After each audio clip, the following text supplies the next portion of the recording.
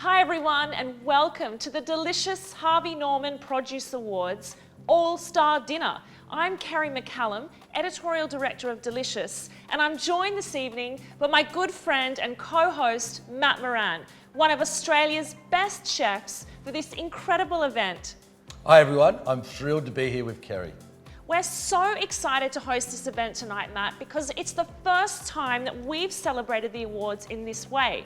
So thank you for joining us and inviting us into your homes. This is not going to be your average dinner party because we've got four of Australia's best chefs, Colin Fastnage, Neil Perry, Josh Nyland, and Danielle Alvarez, all cooking for you and showing you how to use some of the incredible produce from this year's delicious Harvey Norman Produce Awards.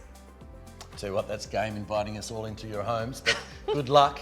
Of course, it's not a party without a drink or two. So we've invited our great friends, the critic and the comic, Mike Benny and Merrick Watts, to show you how to make and shake the perfect cocktails to match our delicious dishes. Let's be honest, the food industry has had an incredibly challenging year. The farmers, the producers, the butchers, the fishmongers, and the restaurateurs have all had it tough. This is why the delicious Harvey Norman Produce Awards are so important. Delicious has always been dedicated to supporting the food industry, but this year it's never been more crucial. Whilst you're all cooking more at home, we want this event to inspire you to shop local and really appreciate the incredible produce we have available here in Australia. Now, as a chef, I can honestly say Australia has some of the best produce in the world. And tonight, Colin is going to show you how to cook the perfect pork. Josh is going to show you how to make the perfect crumbed King George whiting. Neil's going to make an incredible fresh salad, and Danielle is going to whip up a delicious dessert. We'll also have Merrick Watts and Mike Benny whipping up a delicious cocktail to complement each dish. But before we kick off, I'd like to thank our presenting partner, Harvey Norman, and our supporting partner, Tourism Australia, for backing an initiative that really supports our Australian producers. Now grab yourself a glass of wine and enjoy a night with us. But first, here's a quick word from Harvey Norman's chairman, Gerry Harvey himself. I'm Gerry Harvey, and Harvey Norman is thrilled to once again partner with Delicious. We are deeply committed to supporting farming and producers in Australia. The delicious Harvey Norman Produce Awards is such an important program which honours and celebrates the very best produce and producers in Australia, and we are incredibly proud to be part of it. Thank you. Thanks, Gerry. Now, first up to the plate, quite literally, is our Paddock Pillar Award category, championing exceptional Australian livestock, producers of pork, beef and lamb. This year's winning produce is pastured Berkshire pork, ran by Hamlet Pork out of Pinjarra in Western Australia. Let's find out a little bit more about the people behind Hamlet Pork.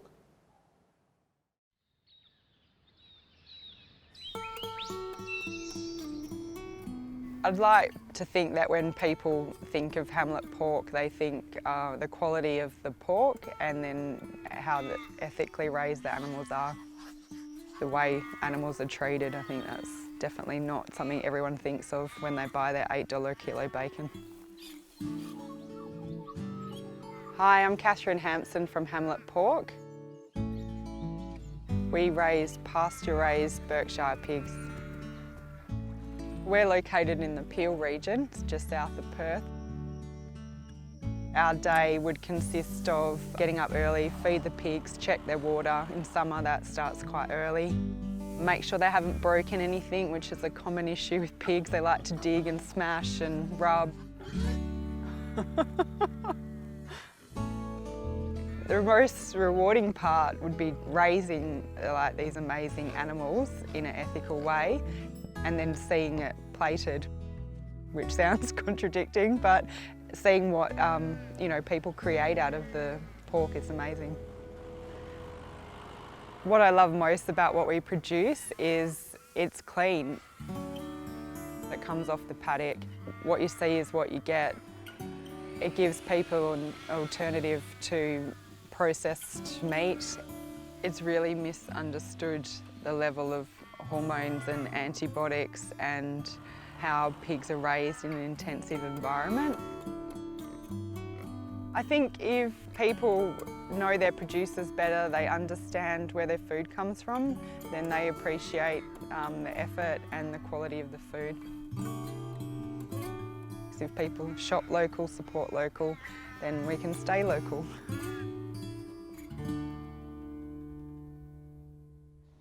Wow, that is an amazing story. So let's kick off tonight with Australia's favourite Irishman, Colin Fassnidge. Hi. Colin is a well-known TV personality, allegedly, and the executive chef at many Sydney restaurants. I'd love to talk to you a little bit about why we've chosen Hamlet pork and how are you going to use it this evening? So these guys from Pinjarra are a one-stop shop. From, you know, they grow the pigs to they have their own on-site abattoir. They're so invested in the product. They feed the product macadamia nuts. Wow. You've got that beautiful flavour of the sweetness of the macadamia, the creaminess of that fat. This is the Formula One of pork in Australia. So the best pork right now. This is it. This is Wow. Formula One. Okay, Colin, so what are you cooking tonight? Tonight we're cooking a crispy pork cutlet with marjoram and lemon butter. Sounds fantastic. So how do we get started? Very simple. Butter, salted, into our blender. Makes sense. Capers and pork. You need that little vinegary hit. Just a pinch of salt, pinch of pepper. Kerry, you're not just here to look pretty. I need you to zest some dear. lemons there for me, please. Am I going to get in trouble? Mind the nails. Right, lemon zest. Smells so good.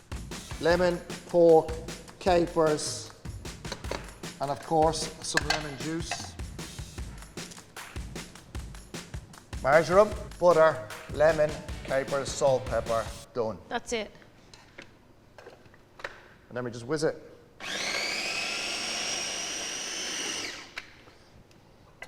And that's how simple it is. So all you've done is incorporated the marjoram, the lemon, and the capers into the butter. Giving it a nice flavour, beautiful flavour. Look at that, look at that. Yeah. So what's the next step? Well, there's two of us for lunch today. So I'm going to cut it into two nice cutlets from the rack here. See the way you've got the bone there, Kerry? Just follow your cutlet down. And we're going to leave the skin on because I want a bit of crackling on there. There's no point in having this beautiful pork with no crackling. So look at that, that's enough. You want that pork skin on there, but you want a good sized cutlet. Yeah. You can't skimp on it. Salt on the skin of the pork. Get it on there before, it draws out the moisture. That's what's going to give you a nice bubbly crackling. Next step is oil. More oil than you need, right? Why is that? Because you need to cover the skin. You need the oil to cover that skin to get the crackle. What a lot of people do is they cook the pork trying to get a crackling and they overcook the pork. Right. What you do is you cook the skin before you cook the meat and you get the perfect crackling. Okay. See that? So be generous with the oil. Right, let's have a look. This has been, what, not even a minute. We're Wow. getting crackling already. Yeah, eh? yeah. So the test is, like the true test, you know, you've got crackling already. The meat is raw. Is that the crackling sound? That's the crackling sound if you were to download it. We use a lot of oil to crackle the skin at the start. So we're going to pour that off and you can keep this for future reference. Okay, so back to the pan. So you get your cutlets back into the pan because you've already got that crackling. Look at that. Bit of seasoning, salt and pepper. And now we're just going to seal them. Don't be shy in the seasoning. What goes with pork? Hint, ginger. Ginger? Garlic. So right, life's too short to peel garlic, Kerry. Really? So what do you do? Just bash it? Just bash it, skin on, get it in the pan. Yeah, ginger. Gee, that's good. Ginger, Garlic. don't even peel it, don't peel it. Life's too short. Okay. Let's just make it delicious, eh? Smell this when this hits the pan. All you're doing is you're adding flavour to the pan. So now your meat's going to cook in the ginger, the garlic, the marjoram. Yeah, that's good. Now that goes in the oven for 2.5 minutes, and then we'll rest it for about 7. And then we're going to add our beautiful marjoram lemon butter. butter, pork. We need a little bit of freshness, and that's provided by our good friend, Jerry Harvey's Cukes. So what are you going to do with the cucumbers then? Okay, so we got beautiful, fresh, crisp cucumbers into a bowl. Pinch of salt, so the salt sort of breaks down the cucumber a bit. Pepper, and a little pinch of sugar. So what does the sugar do? So the sugar just balances out the salt, because we're going The to add acidity? Yeah, we're going to add acidity from a lemon. So you're basically sort of cooking the cucumber. And then the sugar, what that does is just balances out the tartness of the lemon. All right, Kerry, so this has been in for 2.5 minutes each side in the oven. It's going to get the crackling back. But as you can see, that's nice and cooked. I'm going to add a little bit of our butter we made earlier into the pan. And then what you do now is you baste your pork. See all those With beautiful all those flavours, yeah. So the pan juices. Get all that on top. Add some fresh marjoram to the pan. Like, smell that, smell that. Oh, divine. Right, so Really now what we're going to divine. do is take these out and rest them. Okay, so how do we cut the pork? So you've got your bone, just run along the bone, because there's a lot of moisture in there. Place your bone on there. So you cut the crackling off. Crackling. And then just this beautiful fat. Look at the moisture now. Look at how pink Yeah, that is. amazing. You still want it nice and pink. Serve it next to the bone. Drop your crackling. So you kind of assemble it. Yeah, I'm like restauranty at home. Okay. A little bit of butter. Then you quickle. A little bit of watercress for peppery. And then I've got a little bit of lemon here, so that just ties it all together. So you got the pork, the cucumber, the Amazing. lemon, the marjoram butter. Look at that. My mouth is watering. Voila. So I think I've done it justice. I think I've made it, how would you say, delicious? You've made it delicious. As always, Colin, thank you. You've made magic with pork. It's an incredibly easy dish, but super tasty. And you know what would go really well with that pork? What? A drink. Yes.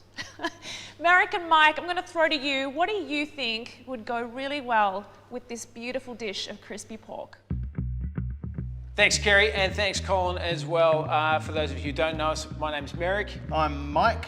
And we're contributors to the Delicious Drinks column, and we have got the perfect Aussie cocktail to go with that pork. Something that is going to cut through the richness of the fat and mix nicely with the salt elements as well. Something a little bit sweet, a little bit lifted, and it is an absolute killer. It's called a Dr. Razorback. Mike, what's in a Dr. Razorback? Look, Dr. Razorback's an ye-olde Australian cocktail that combines all the most Australian things, which are rum, red wine, and cola. Makes sense, doesn't it? Now, I remember hearing about this drink when I was a kid. I reckon I was a small child when I first heard about it, and nobody knew, I should be getting into this, you know, where exactly the Dr. Razorback comes from, whether or not it was Queensland or New South Wales, but what I do know is it is actually a seriously good drink. Yeah, look, it is a seriously good drink, and when you're thinking about food and wine matching, the essential ingredients of acidity and sweetness, and of course a little bit of red wine, a bit of Van Rouge for your pork, works perfectly well. Today though, I'm using Brix rum, which is from a distillery in Sydney, so a very local product for me, living in the inner west of Sydney. So with that rough pour of about 45 mils of rum, we add 45 mils of red wine. Now today, a special red wine that we purchased just for Merrick. It is The Coastler, the Bogan. Yes, thank you. A bit of an in-joke, but also too, a very, very good, I think, good selection of red wine for this. Because you want something that's quite rich and full and really kind of that nice deep Shiraz, sweet flavours that will come through and mix perfectly with the pork. That's exactly right. And equal parts rum to red wine is kind of the essential ingredient there. The final X factor, of course, is cola. PS40 though, independent soft drink company, again from the inner city of Sydney. Really important to support local and look to these high quality ingredients to elevate the drink. And it's great, it tastes great on its own, but it tastes amazing in a Dr. Razorback. And finally, of course, we need a little bit of a garnish here. These are, of course, Australian native finger limes, and these are the little pearls, and we just put a little bit, just squeeze those out there really awkwardly, like that. Yep, there we great. go. You've done that before? Never? I've done that. Yep, never. And chin chin. slurpingly good. Back to you, Matt and Kerry.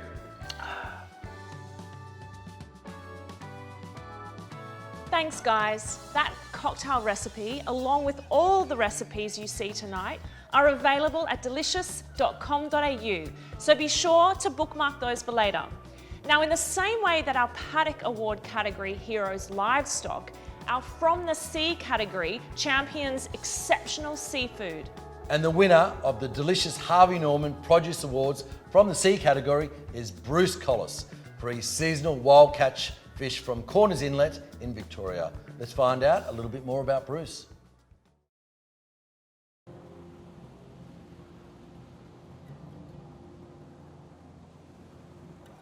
It was an automatic career choice for me because my father was a fisherman and we had all the knowledge and all the things that can go with it. I inherited a lot of the good practices and there's a lot of smart fishermen here that were before me. My name is Bruce Collis and I'm a fisherman that fishes in Corner Inlet, Victoria. The Corner Inlet fishery is unique in that we are the custodians of the fishery. And what that means is that when we see a problem, I try to address it straight away because we don't want to not have any fish to catch.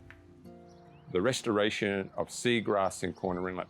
It's the first time in the Southern Hemisphere that they've been working on this project, and it's been a great success. What happens is that when you put seagrass back in, it benefits not only the commercial sector, but it actually enhances the recreational opportunities to go out and catch King George whiting, calamari, pike, and even snapper. They like all the broadleaf grass. So what happens is the broadleaf grass grows, the crabs come, and then the fish have the food, and that is the key to the element. All bycatch is cut alive, and all unwanted species is returned to life. The bottom line is that the habitat is the vital source of the fishery. I would think that when they go and eat my fish in Sydney or Melbourne, that they've had a really good experience. I've caught them live and I put them into an ice slurry and they're beautiful. And then when I pack them with care. And not only that, you're eating a fish that was caught today and it's on your plate tomorrow.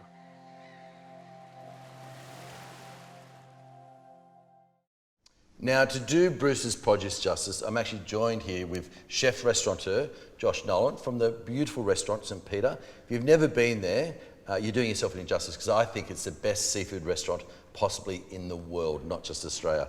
Now, Josh, welcome, and I see some of Bruce's gorgeous King George whiting there. What caught your eye with that fish? I mean, meeting Bruce a couple of years ago down at the Corner Inlet in Victoria, I was blown away by the environment that they're in. It's there's 74 different varieties of crustacean in the water, and every year these winds blow all the fish from the Bass Strait into the Corner Inlet, and so you've got beautiful things like flounder and rock flathead and calamari and this King George whiting, which to me is my death row meal, and I'm about to cook that for you. What are we going to do with that fish today? We're doing a dish for you which is crumbed King George whiting, which we're going to butterfly with purple kohlrabi remoulade. Right, so we're basically going to crumb it. Yep. So it's fish fingers, really? Yeah, glorified fish finger. Yeah, cool. All right. Straight into it. So, starting with a fish that's whole, gut in, and a quality point really with a King George, as you know, is making sure their stomach is intact. Because these fish swim and eat quite a bit of seaweed, their bellies can get quite soft because it's quite an acidic diet. So it is really important that it is in one piece and there's no imperfections on the outside and absolutely no smell on the fish and nice and firm. So we cut all these off. So once we've scissored off all those fins, down on the board, starting with the head on the left, tail on the right, and I go in just behind the head, and then turn it around and do the same cut on the other side so that those two cuts meet up. Then it's a matter of breaking that spine and then pulling all the offal out of the fish. The desired outcome basically is we're butterflying this fish completely flat and we want it to finish on this side, not on this side. The reason being the cartilage runs over the top and we want to try to create something very generous visually so that people just see edge-to-edge crumbs that they can really enjoy. So drawing the blade down that back spine all the way to the bottom And you can see even just there now, Yep. we're nicely on the spine. There's not much flesh left behind on the bone. Yeah, beautiful. What we want to do is angle the blade slightly over that ridge so that we can grab all that little bit of flesh that sits on the underside of that bone. And then we've gone along and we've broken the ribs here. Yep. And now I'll do the second side with scissors just to slow it down so we can have a look. Yep. So you can see here we've got half the fish off. Yep. And we don't have any punctures. So that's where we are now. Now in reverse, going from tail to head. So drawing the blade tail to head, Yep. we work our way along, staying again very close to the bone. Yep. We're at the point now Yep. where we go back to scissors. Yep. So we want to scissor in and we want to take away these rib bones, which we can go this way. Yep. So you're doing that right on the edge. Yep. So cutting the rib. There's our bone. Yeah, beautiful. That comes out nicely. And again, whiting bones are fantastic for stock. Yeah, right. Like amazing sweet flavour. And we've got all that bone out. So Yep. with these rib bones and the muck that's kind of left behind here, Yep. what we want to do is put the blade of the knife to the ceiling Yep. to create a little thoroughfare for the blade to push back through. So we go in and we sweep underneath these bones Very carefully. carefully and then flick out. And then it's almost a matter of just pulling them gently away. Yep. And again on this side, Start by that, doing that. pushing through. Yep. And then turn the fish around. And then it's actually easier to get this second side because it's a little more natural. Yep. That, Is what it is. minus the little bit of scrap that we've got there, is our butterflied King George, Mate, look at that. Looks a piece of which art. is glorious. But I mean, if you end up with a donut, then probably start again. And Josh, to go with the King George whiting? Kohlrabi remoulade. So, Oh, yeah, cool. You know, like you would have seen in the restaurants before, Yep. celeriac remoulade, but Yep. using a really nice, sweet, peppery kohlrabi. Yeah, right. I So- love kohlrabi. I think it's underutilised. Yeah, you don't see it a great deal, but it's a fantastic vegetable. Yep. So I've sliced it nice and thin. Yep. I'm going to cut some matchsticks, and if I could get you to make this yogurt sauce, Yep. which is like a tartare. Right, so everything is weighed out, so I don't have to... It's ready to go. Right. There's no issues. So a little bit of yogurt, Greek yogurt, is it? Correct, yes. Cool. Nice and acidic. I like it better than mayonnaise because it offers a bit of relief when Yep. you're eating something fried. Absolutely. Some eschalot. So yeah, nice diced shallots. Yep. Huh? Tarragon there. Tarragan, nice You aniseed. smell that, can't you? Amazing. Right, some chopped capers. Capers, yep. Salted. Yep. Also a little bit of acid there too. That's right. Some Dijon mustard, is it? That's it. God, I'm Nothing good, aren't too I? peppery. It's kind of, you don't want to overwhelm the fish. Yep. Some cornichon. Cornichons. Right, a little chopped. Some chives. Oh, I've got you here. Beautifully cut. I'm not putting all that salt in, am I? Seasoned to taste, a bit of black pepper and some Yep. flake salt. Right, so we'll do that there. And also I've got this beautiful horseradish as well, which I thought yeah. would be nice to spike it up. Yep, cool. Look at that, Wow. still got it. Still got it, mate. I'll He's add a on little bit of fire. salt in here. Right, I'll just put a little bit to start with. A little bit of pepper too. We're both doing pepper. So don't want it too salty, do we? Beautiful. So I think we just best add a pinch of this in. Yep. And we'll just start coating that kohlrabi. And the acidity from the yogurt and that bit of salt that we've added will start softening everything down. Right, Josh, now to crumb this beautiful fish, we've got the kohlrabi there. So what have we got? Flour, Flour, egg wash, breadcrumbs, Yep. and that's the way they should always get set up. So Yep. being a right-hander, we'll Yep. start with plain flour on the left, Yep. the egg wash, and then these wonderful white panko, which you see everywhere now. So King George, Yep. lovingly prepared, getting a quick little dusting here in the flour. Yep. And what's most important when you're crumbing anything Yep. is everything being very fine. You don't want big cakey thick coatings, so very, very fine. And then into the egg. And all we've got here is a few eggs just whisked up with a fork. There's no milk, there's no cream, Yep. and no seasoning at Yep, this stage yep, either. yep. So in we go, and you can see that I'm actually holding the tail of the fish out so that it's a presentation point. Yep. Make sure we get all that egg off. So going along here, Beautiful. and I mean, you could use a beautiful big tray, but let's get it done in a bowl. Look at that. That's it there. Right, now you Nice haven't and seasoned fine. that yet, have you? No seasoning, but yeah, Right. you can see we've gone to that effort, no holes, Beautiful. and ready for the hot fry pan. All right, let's get this pan on. Now I use ghee a lot for cooking fish, especially on the skin. It's got a great flavour. Yep. Not only that, but it gets to quite a high temperature without breaking down. So basically ghee, for those who don't know, it's just clarified butter. You take the impurities out, which are all the milk solids, and then you've got a much higher burning point. That's it. So melt that down and you can see a little light haze coming over the pan, and that's what we're looking for, is to pull the trigger on this fish. Yep. So tilt the pan with the fat away from you and then lower it in and then just gently, Bring it back. bring it back. So you want to hear that sizzle the minute that it goes in, which is exactly what's happening now. That's it. Too high a heat, you'll end up scorching the framework of the fish because naturally a fish will always want to pinch in the pan. And so those edges always are the first to take colour. Right. So I'm just going to grab a fry pan. Mate, where's your famous fish weight? Oh no, I didn't pack it.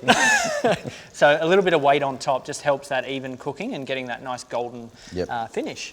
So it'll be about 2 minutes. 2 minutes, But wow. check it here and there. We don't want to scorch those crumbs. All right, let's take a little look. Wow. Nice even colouring. I'm pretty happy, I think. All right, so we're going to carefully turn it over now. And then I always think of truffle when I season fish with salt and pepper. Yep. I don't think pepper becomes active until there's some warmth underneath it. And if we get our nose over the top of that and smell that beautiful floral pepper. Yeah, beautiful. Nowhere near as long on the second side. We're just setting the underside, but we don't want to serve raw breadcrumbs. Yep. So, all right, we just carefully drape that across. Yum. Yum. All right, we're going to serve it up. Serve it up. All right, look at that. Take that one. Mate, I'm just going to finish it with the kohlrabi. Tell you what, we picked the right plate. Hey, look it's at a nice, that. beautiful portion. It is, isn't it? One piece of lemon on That's there. it. That looks absolutely amazing, Josh. I've got a fork does. here. Yeah, I'm ready. Just going to put a little bit of that on it. That. Look at that. Look at how white that is. Incredible fish, isn't it? Incredible fish. That fish is absolutely beautiful. Bruce Collis, congratulations, well done. A well-deserved winner. Well done, mate. It makes my job so much easier when the fish is this good. And now we're off to the big drinkers, Merrick and Mikey, and they're going to show us how to make a cocktail. Thanks, boys. That fish looks awesome, and we've got an amazing cocktail to go with it, working off some of the elements that go really nicely with seafood. We've got some citrus and some aromatics, haven't we, Mike? In a bit of an Aussie take on an American classic. That's exactly what it is. So I call it the Australiano. I claim it's my own. A million legions of bartenders are going to come at me with their cutting knives and their stirring sticks. But this is the Americano, which is a 50-50 blend of Campari and a vermouth, twisted into an Australian version using Australian local spirits, which I'm a massive supporter of. Awesome. Okay, let's start getting them together. You give me the glasses and I'll get the ice cubes ready for our cocktail. Why do they have to be that enormous? Well, I just lose sight of ice cubes all the time. It's just one of my blind spots. So I thought I'd do the most massive I could find on the planet. Meanwhile, we're going to make this drink using, first up, the Campari switch out, which is Poor Tom's Imbroglio. Now, this little drink here is actually made in a warehouse in Marrickville. Oh, well, then you know that it's of the highest quality. Yeah. The base ingredients basically are oranges, and then around that are about 25 different herbs and spices that are blended into it to create something that is representative of Campari. Okay, next ingredient. Is Maidenai Vermouth, or Maidenai. We are sort of out on the judgment of how to pronounce that. But amazing vermouth made from biodynamic grapes that become biodynamic wine, and then a lot of Australian botanicals added in. And these guys are kind of the first to reshape the way that vermouth's looked at in Australia, which is awesome. Now, my nanny used to drink truckloads of this stuff. Is it vermouth or vermouth? Yeah, look, it depends on what part of Australia you come from for that one. I like to say that the ones who pronounce it properly come from New South Wales. Okay, excellent. So we've got our ingredients there, about 45 mils of each, and then we just garnish it with the citrus, of course, which is just a blood orange. And this is great because this obviously adds an element which we'll throw back to the seafood. Now, here's a couple of slices that I pre-prepared earlier. And when I say I pre-prepared earlier, somebody over there did it because I'm not allowed to use anything sharp. Just a little stir here. That's meant to mix it up. It also looks excellent on television. It does. Look how long that spoon is. That's incredible. It's theatrical. You could do it with your fingers and lick your fingers afterwards, but that's uncouth. It's at this stage. mesmerising watching that. I feel hypnotised. Chin chin. Cheers, Merrick. Imagine seafood as you're drinking this. You can really taste the Australia in that. Back to you, Matt and Kerry. So Matt, I've covered off pork and from the paddock with Colin. You've covered off from the sea with Josh. What's going to be next up on the agenda? I have to say that pork cooked by Colin is exceptional, and I'll tell you what, you do not get a better fish cook than Josh. Next up, we have our Dairy Pillar Award category. The George cheese from Bruny Island Cheese Company in Tassie stood out for more than one reason, and let's find out why. I think one of the things that we could be better at as a society is truly understanding what the notion of artisan means. Artisan produce is something special, and it's the producers, the people that have chosen that path, have given up so much, and it's a hard path. And often their products are expensive, and people need to appreciate why they're expensive and why they still represent great value. Bruny Island Cheese Company started in 2003, really small scale with a bucket of milk transported in the back of our combi with our kelpie. And in 2016 we added this place, our dairy farm in Glen Huon. So on the farm, our day starts about 5 o'clock with Richard getting up. He brings the cows up from wherever they are on the farm, up the hill, milks them. We only milk once a day. That milk is then picked up and then taken straight across to Bruny Island on the ferry, where the cheese making team's waiting for it. So we'll be making cheese most of the morning and into the early afternoon, and then the cheese making team also spend a fair bit of time in the maturing rooms. On our farm, because we're not part of the larger dairy industry, we've got the luxury, the choice of being able to make some decisions around how we farm. And that includes being able to prioritise things like flavour, or animal welfare, or environmental sustainability.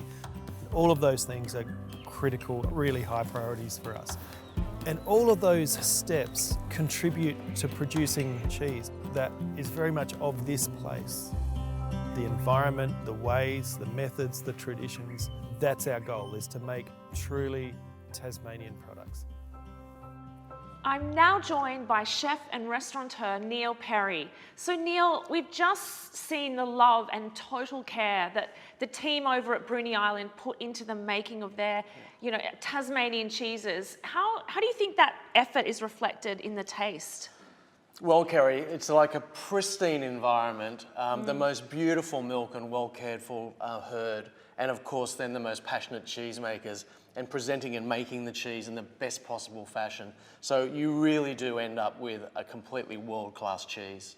So what are you going to make with the cheese? Because it's something that you sort of have to treat elegantly but simply. Yeah. Like what's your plan today? Well, we're going to do a beautiful little salad. We call it Macy's salad at home. So my little 16-year-old daughter loves this. So it's sort of the sweetness of dates, apple, that crunch from the nuts and the celery, of course the beautiful little gem lettuce, very simply dressed with olive oil and lemon juice to let all the ingredients sing, seasoned, and then that beautiful umami bomb of the cheese, and then a little tagaroshi, which is the chili that lifts it. Fantastic. I can't wait. I think we should get started. So, okay, Kerry, the first thing is you're going to hand me the lettuce. Oh, this is my important job. I wanted to make sure you had some really important things to do. So it's very simple, this salad. So in with the beautiful crunchy little gem, but you could use any kind of lettuce really, but I do like things like cos and gem that have texture. Here we have beautiful sweetness of the apple, nicely shaved. You could use green, a little bit more acidity in the greens, but the reds are super sweet. Great texture and crunch of the celery, which is awesome. And then really we're just adding a bit of crunch with our almonds. Yeah. And could you use other nuts? Yeah, of course. Walnuts are great. Hazelnuts I love in this salad actually.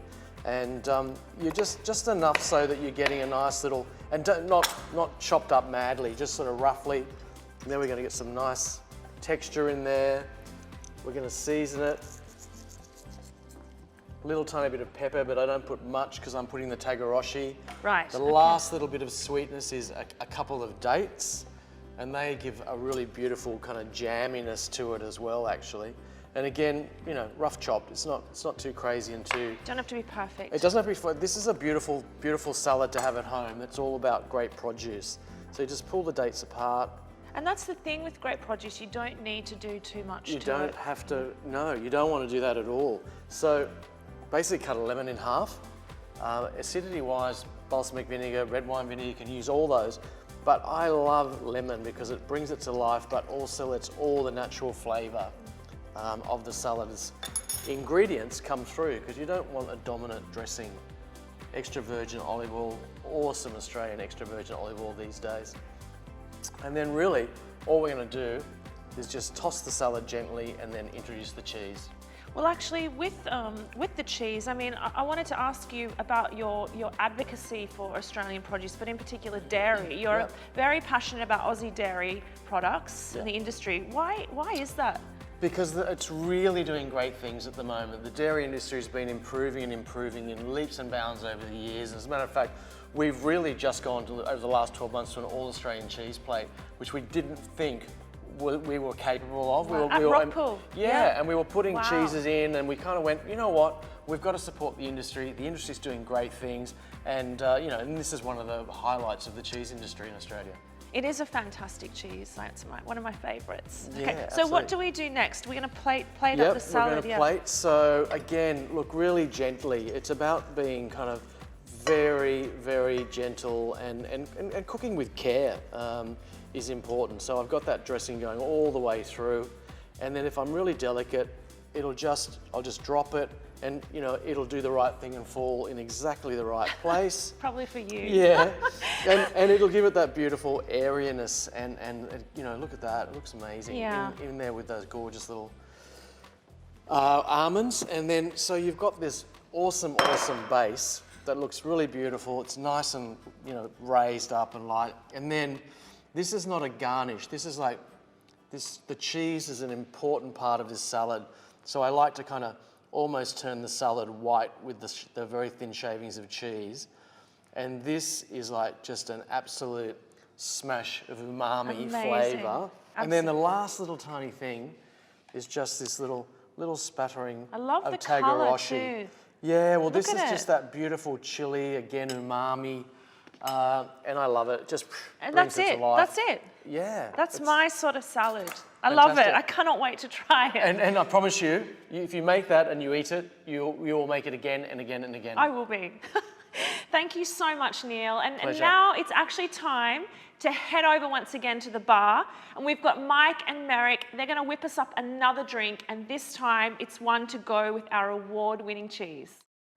Neil, Kerry, thank you very much. We've got a great little cocktail to go with that cheese. That cheese is kind of nutty and creamy, but also there's a bit of sweetness in there with the fruit too, Mike, so we've got something to go with that. Look, the salad's got date and apple, and it's got the cheese through it, and I thought, well, something that's slightly nutty but also dairy-based would be a really good complement to that salad, and kind of fun because it's my favourite cocktail. In we go to the White Russian, but the Australian version. So, glasses up first.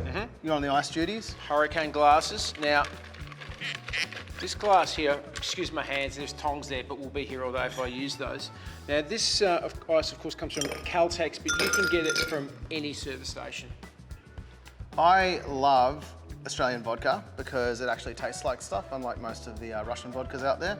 Archie Rose, local distillery for me, living in the inner west of Sydney. I drink this a lot while considering how I start my day, so yeah, it's a contemplative drink. Yeah, and look, obviously the classic White Russian cocktail blends vodka and Kahlua, but in Australia, Mr. Black is the switcher. Mr. Black roasts their own beans, makes their own cold brew, blends that into a spirit and produces this incredible coffee liqueur, which I'm using instead of the Kahlua element in this drink. It's about 50-50. I go 45 mils of each. It looks a little stingy kind of thing in the hurricane glass. Doesn't matter, because at home, you could tip heaps more in. Now, to match the nutty element from the cheese, Mike, we're going to use a native ingredient. Yep. And it's a little bit different. Not dairy, not yet. No, this is the vegan element for the wellness sector. Because this is a wellness drink that we're making here. It's a protein shake of health that you would have probably before or even at the gym. I'd have this at the gym. Yeah, you Like drink it just- out of one of those Yeah. sort of like sports sippy cup kind of things. Totally, like, you know. So macadamia milk is the ingredient there, which is Yep. a bit of a switch up for the classic dairy milk, but I felt that it was going to be a really nice element to create that extra additional nuttiness. Yep. give it a good stir, blend it all in. Now, of course, we're not going full wellness here because we like you to have a bit of fun. Wow. Normally you have milk with a White Russian, but we're going to use 400 times cream. This is just, look at this stuff, great Aussie cream, full dairy there. I love it. I like cream more than I like milk. I'm going to drink that later on when no one's watching. And already it's started to turn into what is looking more like a White Russian. Yeah, well, look, and then the final garnish, of course, just a little bit of flair, as we call it in the business of bartending. Not that any of us are bartenders, but no. But this is Aussie dark chocolate, and this is a tool. So we're going to just do that. Look at that, Mike. Yeah. Look how much I'm able to get on the bench. You make it snow, man. You make it snow. I've got some chocolate on the bench, all over the workplace, and some has landed in the glass, fortunately, so we can try this now. Chin chin, let's have a little taste. A little delicious drink. I'd do that after some press-ups, right? Yeah. That right now. All I can say is real coffee's for losers. Kerry, Matt, back to you. I'm off to the gym, Mike.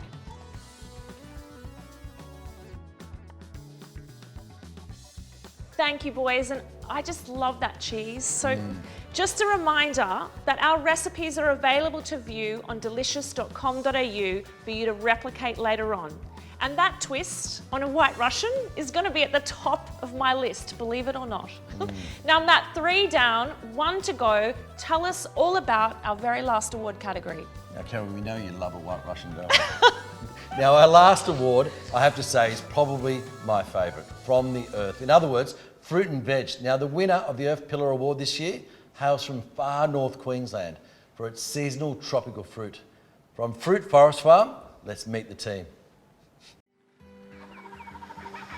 Alison and I visited a farm in Innisfail area, and I was totally amazed and inspired by the way the fruit were growing and just the vibrance and the colour and the quality of the fruit and the taste, you know, just the whole thing. And I thought, wow, I'd really like to do this. My name is Peter Soleris and I'm a tropical tree fruit grower, growing a broad range of tropical and ultra-tropical fruits. Everyone in the early days said we were mad because in this area you grow cane or bananas or you've got cattle. We were crazy getting into all this airy-fairy stuff, but in hindsight it was a great move, and we're pioneers in a way. I like that pioneering side of it too. There's new things all the time. No matter how long I live, there will be new stuff still happening on this farm. Australia's got an amazing ethnically diverse demographic, and there's pretty well everything we grow. Someone knows what it is and used to eat it at home, or their grandparents grew it and knew how to cook with it or how to eat it. Our produce is, I'd like to think, quality first. We don't grow massive areas of one thing. We have a big diversity of stuff. We want to look after the land better than it was when we started, and we're doing that well and truly. It was an old cane farm here. Soil testing and leaf sampling so we can make sure the nutrition for that particular species is spot on so it produces the best fruit possible with the best flavour and the best nutrients. We've got fruits that we pick on a daily basis in hot weather, so we have to be efficient enough so we can get through the orchard and pick every day to get that fruit at its optimum and get it to market. You see something new fruiting, or you just get to taste something for the first time, or just the epitome of a perfect fruit, and we get to do that just on an almost daily basis. We can do that. We're honest about what we do, we enjoy what we're doing, we're passionate about it. It keeps life interesting. Variety is the spice of life, and we have a big variety of fruit.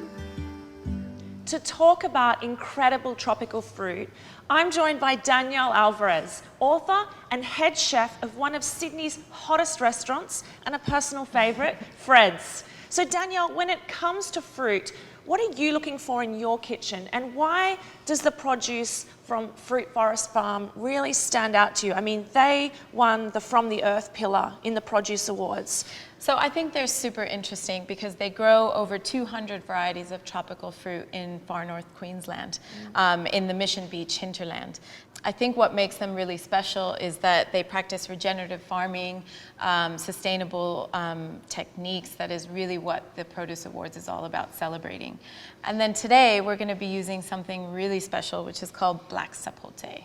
So Danielle, what are we cooking today? So today we're going to be making a black sapote molasses and ginger cake.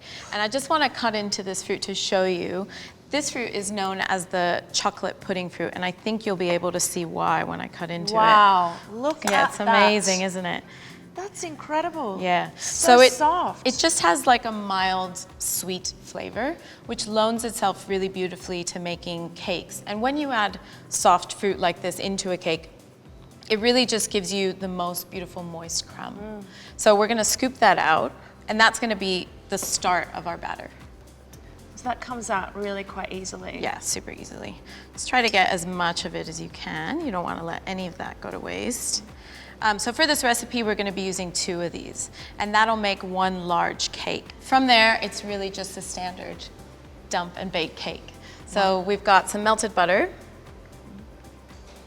some sugar, and some ginger, which has just been peeled and grated.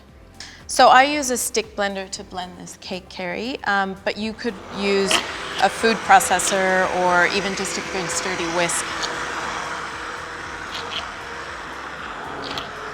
Pop the stick blender in and blend it until kind of those bigger pieces of the fruit are broken down, but you don't wanna, you're not looking for anything that's completely, totally smooth. Okay. So what do we do next? Okay, so then from there, all we're doing is dropping in the molasses, which I really love the flavor of. It just gives you that kind of rich, deep, sweet flavor. And then I add in a bit of vinegar into my cakes, and sometimes I do it often because if you're not using any dairy, like cream or buttermilk, the vinegar is what activates the baking powder, and that's what makes the cake rise and give it a soft crumb. And then we're just gonna drop in eggs, 4 eggs.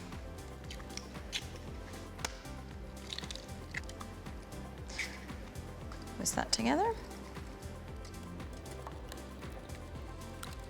Okay, so once we've got all the wet ingredients into the big bowl, we're just gonna mix the dry. So what we have here is just the flour, bit of cinnamon, and some dried ginger. And then our leavening ingredients, so some bicarb and some baking powder. Great. And that I just mix by hand. And that's it? That's it. And then this gets mixed in with the cake, fold it together, and into the tin. And then once that's mixed up, we're just going to drop that into our prepared bundt tin. So you just want to make sure that you have buttered it really well. Your oven should be preheated to 170. So into the bundt tin it goes. Okay, so then we're just pouring it in. And is this a low or long and slow cake? Or? Yeah, it takes about an hour of baking. Okay. Yeah. So we just smooth that out. And that's it. So then we just pop it in the oven, 170, for about an hour until a cake tester comes out clean. Okay, so ours has gone in the oven, and I think you already have one prepared. Oh, the cake I prepared earlier. Good job, Carrie. So look how beautiful it looks. The color. It's so stunning. Yeah. Look at that. The color is amazing. It looks like a chocolate cake, but it is not a chocolate cake. No. Yeah. So really, at this stage, you could stop and just serve that with a bit of lightly whipped cream if you like, but we're gonna gild the lily a little bit and mix up a little icing to drizzle over the top. And this is just a really basic kind of icing. So icing sugar, a bit of honey for flavor, which I think works really nicely with the flavors we've got going on, and then just some milk. So a really simple glaze. That's it. Yeah. It's sort of a beautiful tea cake or an afternoon tea cake. That's right. But I think, dessert. you know, if you made this, you'd just be really surprised at how that fruit is such a topic of conversation. I can imagine you like with your friends. And it's always nice at a dinner party to have that talking point. Something a little unusual. Yeah. Yeah. Oh, it smells good. Yeah, it does, doesn't it? Fun part is the drizzle. Is this the free range? Yeah. Oh, look at that. Yeah. Looks pretty good. It's like an artwork. Okay. Stunning. And that's our beautiful black sapote, molasses, and ginger cake. Fantastic. It looks amazing. Thank you, Danielle. And now let's head over to American Mike to find out about our last drinks pairing. Thanks, Kerry. Thanks, Danielle. What is our last cocktail, Mike? Look, for me, this dish that has been presented is so synonymous with that fun-loving, all-in, muck-in punch. Yep. And punch can be kind of anything. It's sort of raid the back of the lip cabinet, tip it into a bowl, mix it up. It's rocket fuel with fruit, but today I've made it quite constructed and quite concerted in terms of all the elements to make it super awesome. But still lots of fun, and we've found a really fun way to do it. First of all, yeah, we're going deep. First of all, so this is Archie Rose's vodka, and vodka is a really good base ingredient for punch because it gets you fun. Yeah, and it's kind of inert too. It's not like, it's not too overpowering, but it's a necessary element. It's 125 mils of that. Yeah, about 125 mils. I'm not trying to make people end up in the wrong bedroom when they get home. I'm trying to make people have a good time and feel semi-responsible at their time and energy they spent drinking this thing.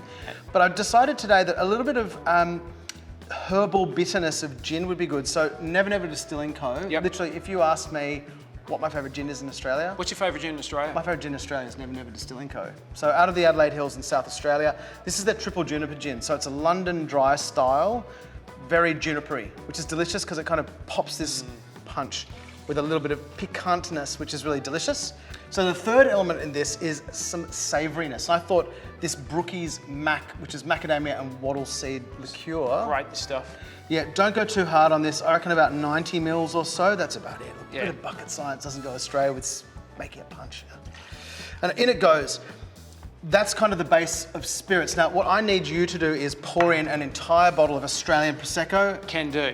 Okay, this is the Del Zotto, which of course comes from the King Valley. Yep. Get that whole bottle in there. That's a very classy Prosecco. Yep.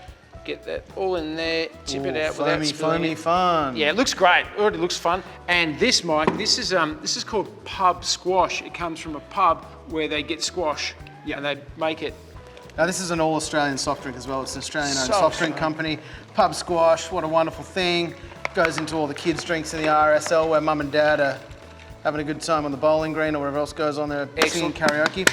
So I'm just adding a little bit of extra citrus here because I like the zing of acidity that kind of cleanses the palate when you go for a dessert. Otherwise it gets a bit too sweety. Yeah, it takes away the cloying sensation in the palate and gets you ready for the next mouthful of food. Speaking of sweeties, I'm going to pre-prep our punch bowl glasses with a little bit of lime, and rather than using salt, which I don't think would work with this, I've got another great Australian product. It's called Whiz Fizz. And I know what you're thinking when you look at this. You're thinking, isn't sherbet great? And you'd be right. It is great. So get a little bit of a salt rim of sherbet there like that, and then you are ready. You can tip that out there like that. Yeah, well, that's a little bit unconventional, the Whiz Fizz. I'm just going to add in a little bit of mint as well. So basically, it is sort of the, when you get a stew on a Monday night with the leftovers from your shopping over the past week and just put it in the pot and make it all happen? This is kind of the similar thing, but using alcohol, fruits, and whatever's left in your fridge.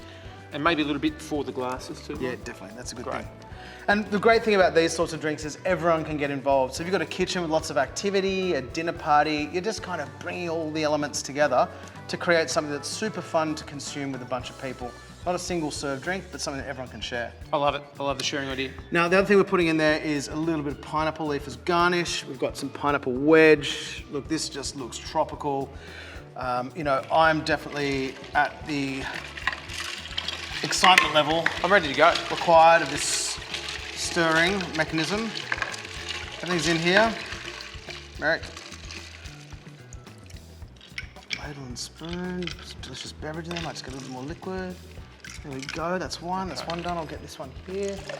How you going with that? How's the smell? Looks exciting. Oh. You can really smell the aromas of the Whiz Fizz. Yeah. The Whiz Fizz really brings the drink together. It does, doesn't it? Okay, it's like an excellent rug in a room. Now, taste test. My God, that's legitimately a delicious drink. So much so that I think we might leave it there for today. Mike, it's been great. Thanks very much for being part of it with me. No, I really enjoyed it, Mez. Focusing on Australian spirits is a real proud moment for me today. Back to you, Kerry and Matt. My nose struggles with this. Wow, what an incredible show and just amazing produce. We really hope you enjoyed learning about some of Australia's best producers and watching some of the country's best chefs show you how to cook with it. and also just understand the importance of shopping local and really supporting our food industry. We take this opportunity to say a huge congratulations to all the trophy winners and the gold medalists from this year's delicious Harvey Norman Produce Awards. And of course, to thank Colin, Josh, Neil, Danielle, Merrick and Mike for joining us also.